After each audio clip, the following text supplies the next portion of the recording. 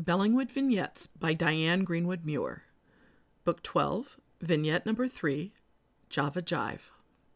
"Good morning," Sal sang out as she walked in the front door of the coffee shop. A lack of response made her look around the room. She saw no one. That was unsettling. No customers, no baristas, no people at all. "Hello? Is anyone here?" She breathed a sigh of relief when Camille came running from the back. "Oh, hi," Camille said with an easy smile. "I'm sorry, Sylvie desperately needed me to taste a cream filling she made." "Desperately?" Sal laughed. "Well, I should get in on that." "Do you want something other than your regular?" Camille asked, stepping behind the counter. Sal brandished her silver travel mug. "Nope, just lots and lots of jet black rocket fuel. I have an article to finish before next Monday, and I procrastinated too long." Camille looked around. "It's quiet enough in here this morning. You should be able to concentrate." "What's up with that?" Sal asked, handing over her mug. "I like some excitement around me while I'm working. Do I need to be worried? Is there something I should be doing?" "Oh, honey," Camille said, "we're fine. We haven't been open 2 months yet." "But there's usually someone in here when I'm working." Sal knew she sounded whiny. Polly wouldn't let her get away with that. She chuckled to herself. Sometimes she wanted to strangle that girl. "We've been having a lot of good days," Camille replied, interrupting Sal's thoughts. "The town isn't used to having something like this. It will take time to build a steady clientele." She smiled. "They aren't used to paying the kind of money for something that Joe's Diner sells for practically nothing, you know." "Should we lower the prices?" "No!"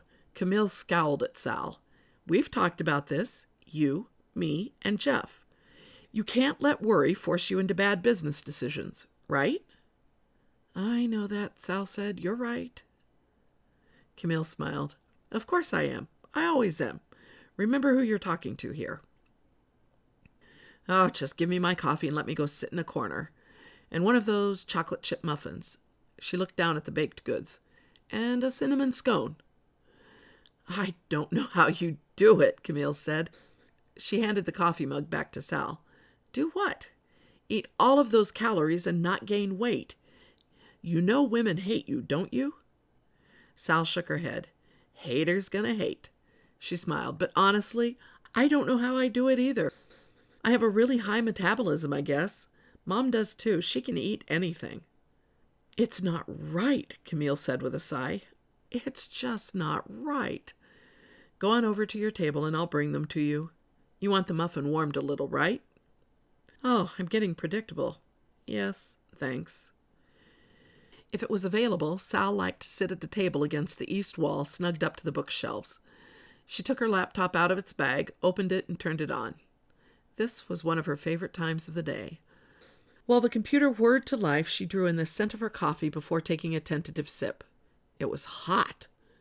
Too hot for a long drink, but perfect for the moment. She leaned back in the chair and looked across the room. This place was hers. She knew she wouldn't make any money for a long time, but that was okay. As long as it could pay for itself, she'd be satisfied.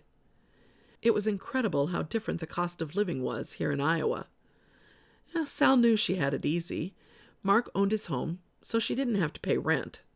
They split the cost of everything else, but even still, that was less than she paid to rent a tiny apartment in Boston. A young couple came in, and Camille glanced at her. Sal waved her off, telling her not to hurry with her food. They'd been lucky to find that woman. Camille had great business sense and exuded a sense of family and belonging. It was fun to watch her work. Sal knew that she'd been a little nervous about being one of very few African Americans in Bellingwood. Was there anyone else who lived here other than Joss and Nate's twins? Nope. Wow. Camille had courage. Maybe growing up as the oldest in such a large family gave her an extra dose of confidence. Not much fazed her. Sal hoped she knew that everyone around had her back, no matter what. She entered her password on the front screen and waited a few more moments before opening a browser tab. She didn't want to work today, but couldn't come up with anything better to do. She'd spent the last 2 days cleaning the house. Worst job ever. Mark tried his best to clean up after himself, but they did live in the house, and sometimes there was no helping the clutter and the mess. Early last summer, he had offered to hire someone to clean on a regular basis, but Sal wasn't ready to admit that she couldn't keep up. It had been a great way to avoid writing, but that didn't mean she liked it. Her mother would be beside herself if she'd seen Sal yesterday, on her knees, scrubbing a toilet. Next time she'd take a picture and send it to her father. He'd laugh and understand, and then when he wanted to torment his wife, he'd show it to her. Mark hadn't even seemed to notice when he got home last night.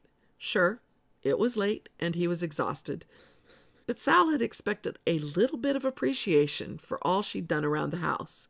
He knew that wasn't her thing at all. He'd come in, dropped his jacket over one of the dining room chairs, kicked his shoes off in the living room, and went into the bedroom.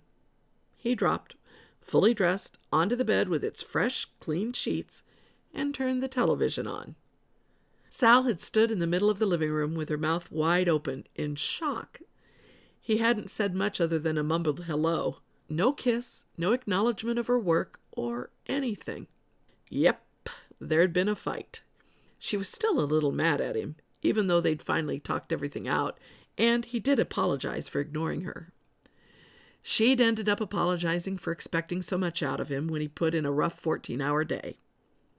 The next few days were going to be just as difficult for him. She really didn't want to know exactly what he did during the day. Much of it involved bodily fluids that she wasn't prepared to think about. "I'm sorry," Camille said, putting a plate in front of Sal. "That took longer than I expected." Sal shook her head. "I probably could have gotten off my lazy behind and come up to get it, but I got lost in my thoughts. Thank you." "Have you had any luck?" Camille pointed at the computer. "Not so much. I wasn't thinking about that." Sal looked up at her. "I'm pathetic. I have the perfect life. I'm doing exactly what I want, and yet some days I struggle to eke out a few hundred words. I wrote more when I was working every day." "Maybe you used your writing to distract yourself from work," Camille said. "And now, I'm cleaning house to distract myself from writing. Talk about something that just isn't right. That's not right. I hate cleaning." Sal tapped the side of the computer. "And this article is frustrating me. I haven't found the right hook to give it life." "Do you want to talk about it? Maybe that will help." Sal smiled. "I'd love that, but you're busy." 2 more people had just walked in. Camille waved at them. "If I'm here tomorrow and I'm still struggling, I'll ask," Sal said. "I just need to focus." "Let me know," Camille said. "I'm always here." Sal watched her walk away with a lilt in her step. She was a genuinely happy person. What would it be like to live that way? Maybe if Sal had grown up in a big family where people were affectionate and loving, she'd be happy all the time too. "Oh, stop it," she said to herself. "Polly wouldn't let you get away with this. You are happy. You have a good man who loves you even when he's a jerk, and you're irritable. Now, get to work and quit overthinking things." She took a drink of her coffee. Now it was the perfect temperature, but the muffin had grown cold. Oh well, it still tasted good. 3 more customers had come in and were chattering 2 tables away from her. There it was, the perfect amount of noise. She looked at the screen and had a brainstorm. It was only a matter of time now. The article was practically finished.